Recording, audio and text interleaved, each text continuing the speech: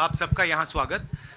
जैसे जयराम रमेश जी ने कहा, 4 घंटे हमारी कास्ट सेंसस पे चर्चा हुई, डिस्कशन हुआ और एक ऐतिहासिक निर्णय कांग्रेस वर्किंग कमेटी ने लिया है और यूनानिमसली लिया है। मगर मतलब कमरे में कोई ऐसा व्यक्ति नहीं था जिसने अपना पूरा सपोर्ट कास्ट सेंसस का जो कॉन्सेप्ट है उसको नहीं दिया। तो काफ़ी खुशी की बात है। हमारे यहाँ चीफ मिनिस्टर्स बैठे हैं। हमारे चीफ मिनिस्टर्स ने भी डिसीजन लिया है कि वो भी राजस्थान में, कर्नाटक में, छत्तीसगढ़ में, हिमाचल में कास्ट सेंसस को आगे बढ़ाएंगे। तो अंग्रेजी में बोल दूँ? इंग्लिश में।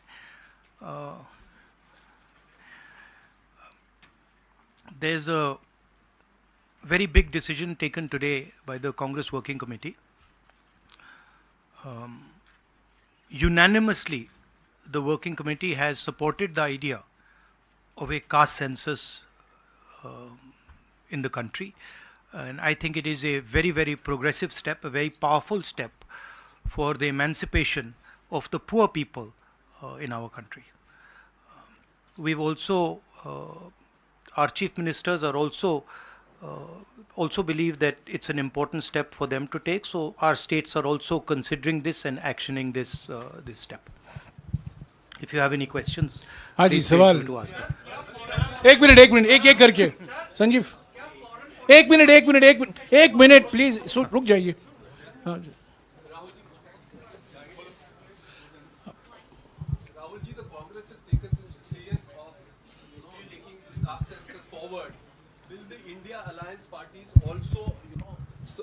Support you in this, because the Congress is unanimous in this, whether all the other parties, because you are going to contest the elections together, all 26 parties are contesting the elections together, so will they also support, and will you seek their support? Well, the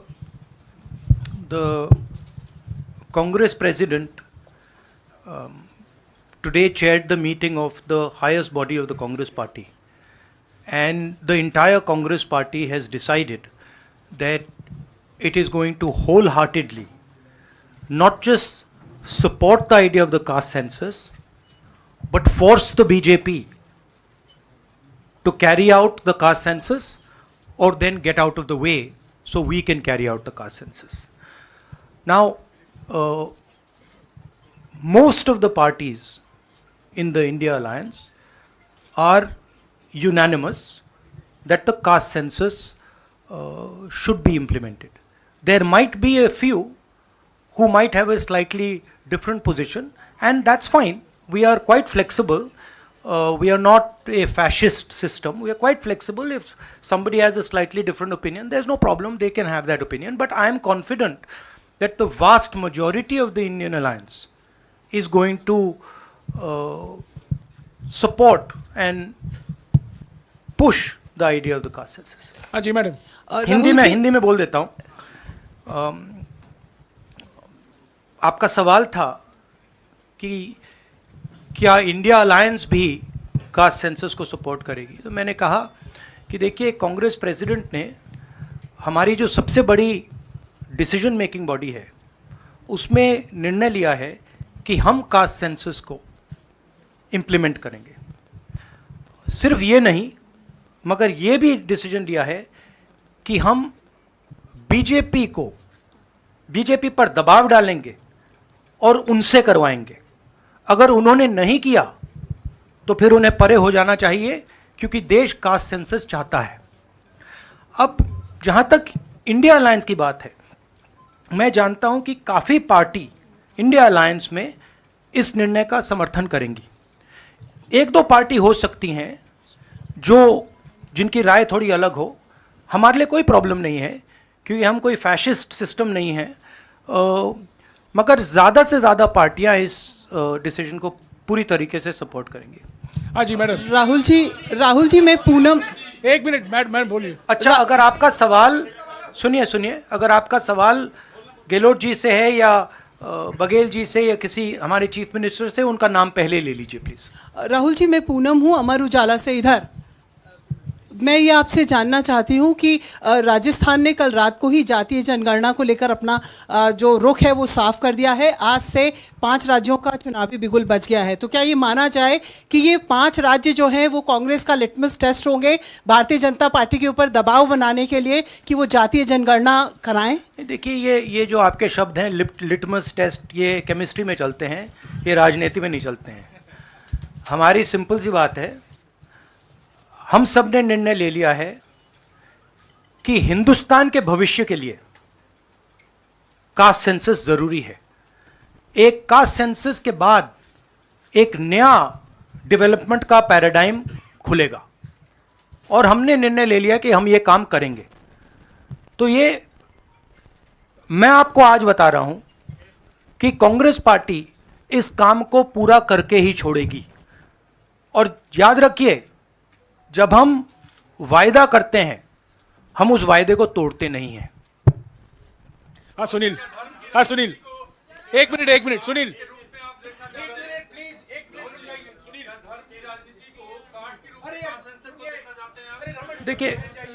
देखिए नहीं, मैं इसका जवाब देता हूं। देखिए, ये cast और धर्म की बात नहीं है, ये गरीबी की बात है।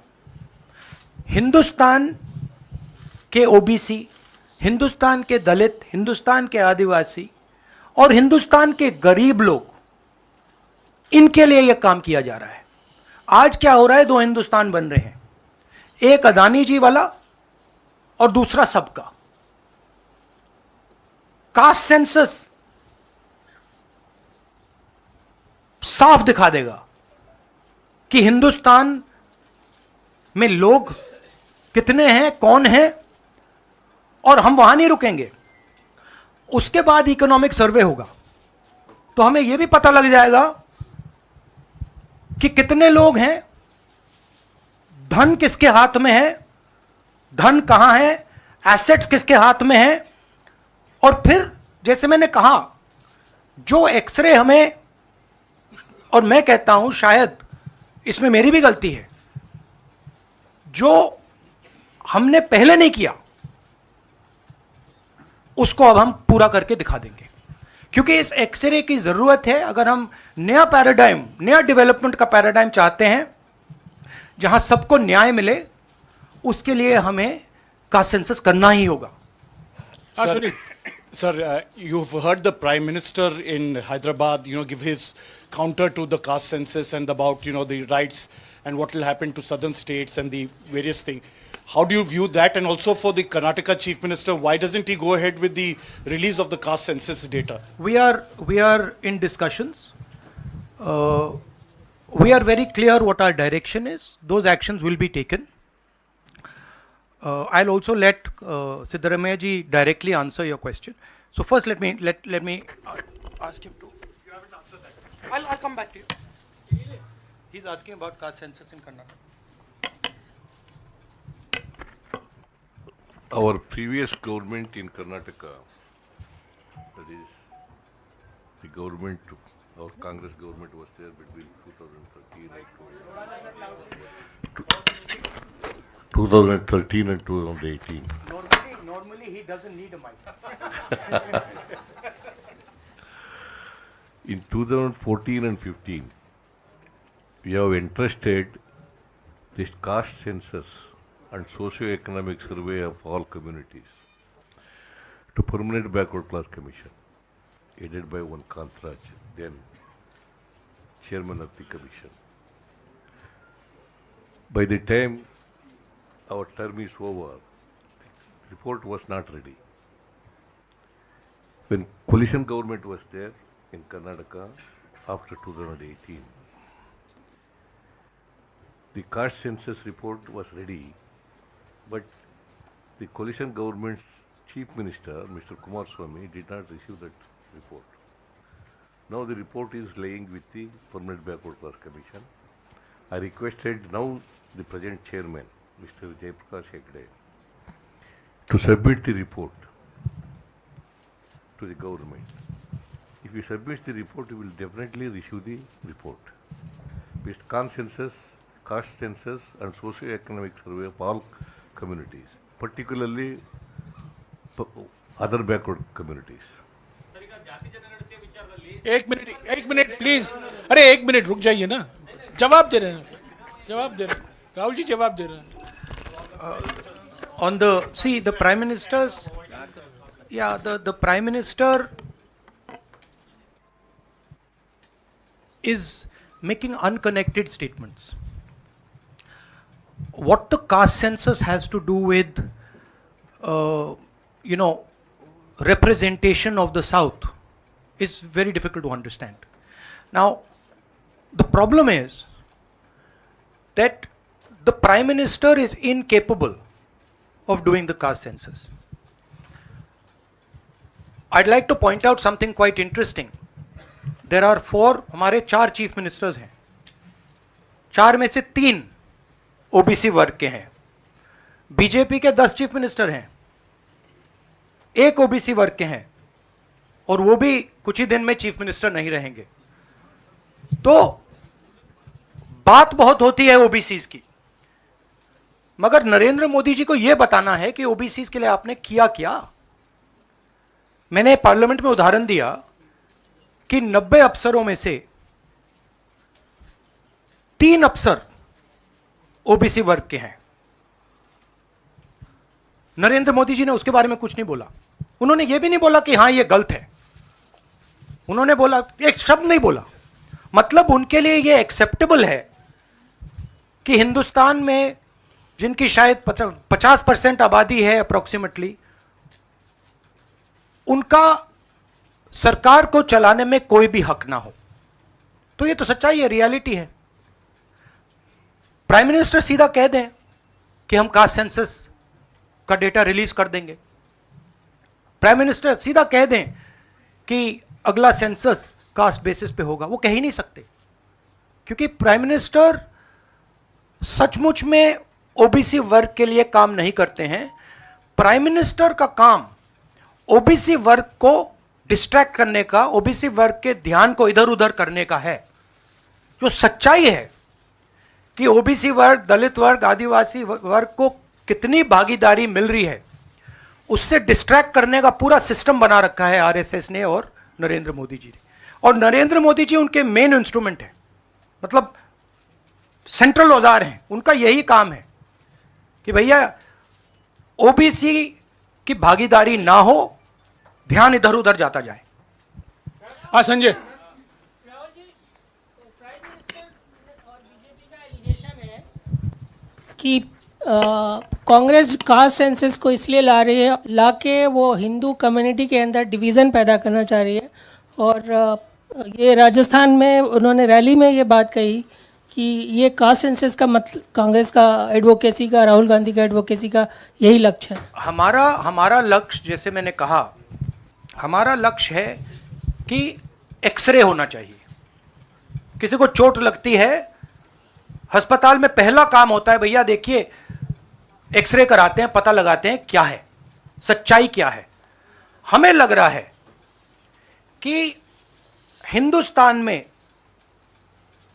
जो भागीदारी ओबीसी की होनी चाहिए, दलितों को होनी चाहिए, आदिवासियों की होनी चाहिए, हमें लगता है कि वो उनको नहीं मिल रही है. सस्पिशन है. अब हम सिर्फ ये कर रहे हैं कि हम एक्सरे कराना चाह रहे हैं, देखना चाह रहे हैं कि क्या ये सच्चाई है इसमें या नहीं. नरेंद्र मोदी एक्सरे कराने से क्यों डर रहे हैं? इसमें लोगों को बांटने की बात नहीं है. इसमें जो हक लोगों का है उनको देने की बात है. अब मुझे यह बात समझ नहीं आ रही कि हिंदुस्तान के जो प्रधानमंत्री हैं एक्सरे क्यों नहीं करा रहे हैं, एक्सरे करने से क्यों डर रहे हैं. और जहां भी जा रहे हैं आप नोटिस कीजिए, कहीं ना कहीं डिस्ट्रैक्ट करने की बात कर रहे हैं. कभी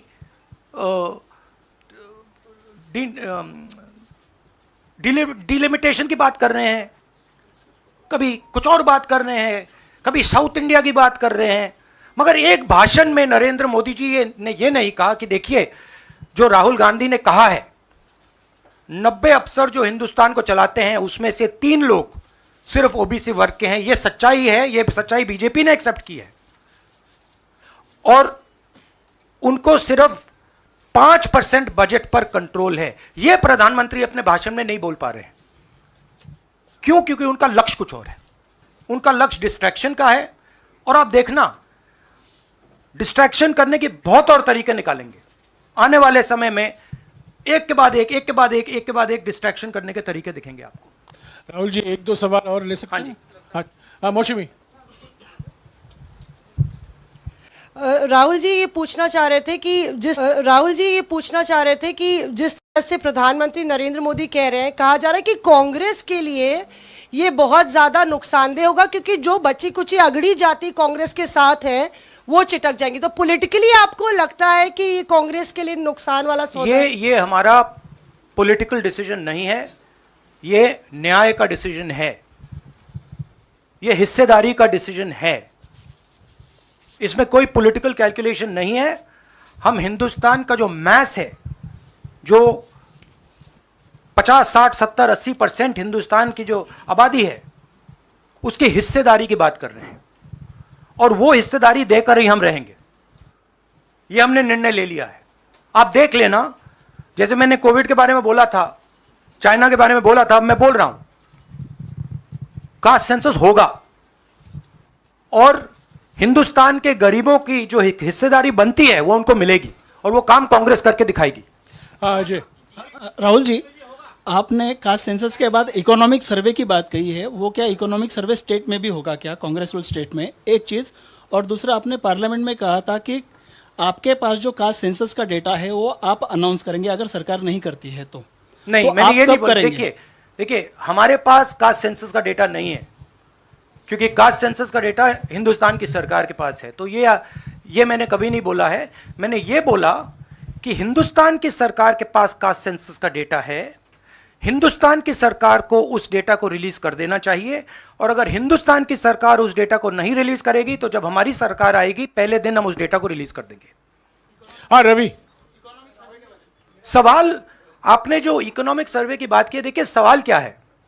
सवाल यह है, पहला सवाल जो कास्ट सेंसस से क्लियर हो जाएगा, इस देश में कितनी आबादी किसकी है, ओबीसी की कितनी है, दलितों की कितनी है, आदिवासियों की कितनी है, बाकी लोगों की कितनी है, पहला सवाल। दूसरा सवाल, देश का जो धन है, देश के जो एसेट्स हैं, क्या वो इन लोगों के हाथ में भी हैं या नहीं? देश के एसेट्स में ओबीसी की कितनी हिस्सेदारी है, दलितों की कितनी हिस्सेदारी है, आदिवासियों की कितनी हिस्सेदारी है, देश के इंस्टीट्यूशंस में आदिवासी कितने, ओबीसी कितने, दलित कितने? मैं आपसे पूछ लेता हूं, इस कमरे में दलित कितने हैं? देखिए, ये मजा देखिए, इस कमरे में ओबीसी कितने हैं? हाथ उठा के दिखा दीजिए, देखिए मजा। नहीं, वो आप कैमरामैन है भैया, आपकी बात नहीं कर रहा हूं मैं, इनकी बात कर रहा हूं। तो यह सवाल है, हिंदुस्तान के इंस्टीट्यूशंस में ओबीसी कितने, दलित कितने, आदिवासी कितने? यह सवाल हम पूछ रहे हैं। इंस्टीट्यूशंस के बारे में पूछ रहे हैं, धन के बारे में पूछ रहे हैं, एसेट्स के बारे में पूछ रहे हैं, और आबादी के बारे में पूछ रहे हैं। राहुल जी इधर, राहुल जी इधर, राहुल जी मेरा सवाल, आपने कहा कि प्रधानमंत्री बार बार डिस्ट्रैक्ट करने की कोशिश करेंगे, उसी से जुड़ा सवाल है, क्योंकि प्रधानमंत्री बार बार ये कह रहे हैं कि आप विदेशी ताकतों से मिले हुए हैं और आप देश को तोड़ना चाहते हैं, ये प्रधानमंत्री आरोप लगा रहे हैं। इस पे क्या कहेंगे आप? मतलब इसका क्या कनेक्शन है? हम कह रहे हैं कि जो इस देश के गरीब लोग हैं उनकी हिस्सेदारी कितनी है, वो हैं कितने, हम ये सवाल पूछ रहे हैं। कनेक्शन क्या है? ये वही बात है डिस्ट्रैक्ट करने का, कि भैया उधर देखो, इधर देखो, उधर देखो। जैसे मैंने अभी आपसे पूछा, इस कमरे में ओबीसी कितने हैं, सब लोग इधर उधर देख रहे थे, एक भी हाथ नहीं दिखा मुझे। एक है, हाँ भैया, मेन ये है, ये मेन है। यहां पे ना एक आदिवासी है, ना एक दलित है, ना एक ओबीसी है, तो सवाल उठता है। अब मैं ये नहीं कह रहा हूं सवाल पूछना जरूरी है। मैं सिर्फ सवाल पूछ रहा हूं, उसके बाद डेटा के बाद क्या किया जाएगा उसके बारे में हमने अभी डिस्कशन नहीं किया, मगर हम एक ऐतिहासिक सवाल पूछ रहे हैं। हिस्सेदारी में ओबीसी वर्ग को कितना मिल रहा है, दलित वर्ग को कितना मिल रहा है, आदिवासी वर्ग को कितना मिल रहा है, बाकी लोगों को कितना मिल रहा है? यह हिस्टोरिकल सवाल है और इससे हिंदुस्तान की जो आगे आने वाले का जो इकोनॉमिक मॉडल होगा, पॉलिटिकल मॉडल होगा, इसी बेसिस पे बनेगा। मैंने आपसे कहा कि बीजेपी के 10 स्टेट्स हैं, एक उनका ओबीसी चीफ मिनिस्टर है, तो मध्य प्रदेश में उनकी सरकार जा रही है, राजस्थान में आ रही है, छत्तीसगढ़ में आ रही है, मध्य प्रदेश में जा रही है, तेलंगाना में उनकी जा रही है, हमारी आ रही है। नहीं, सीरियसली कहूं तो माहौल बहुत पॉजिटिव है और मैं चारों जो हमारे स्टेट्स हैं उनके बारे में कह सकता हूं। जो गहलोत जी ने हेल्थ केयर का स्ट्रक्चर जो बनाया है, शायद वो दुनिया में एक ऐतिहासिक हेल्थ केयर का सिस्टम राजस्थान की सरकार ने बनाया है। और जो काम राजस्थान की सरकार ने गरीबों के लिए किया है,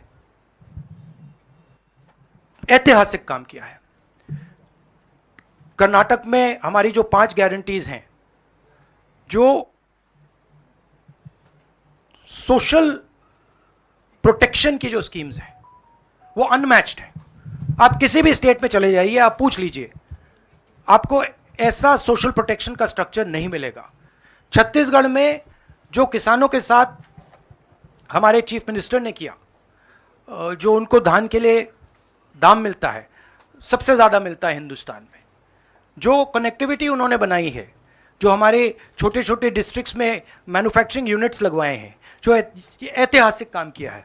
और अगर सुक्खू जी के बारे में समझना चाहते हैं तो जब हिमाचल को चोट लगी तो उनका रिस्पॉन्स जो था, जमीनी रिस्पॉन्स, लोगों के बीच में जाकर रिस्पॉन्स, वैसा रिस्पॉन्स शायद मैंने तो पहले नहीं देखा है।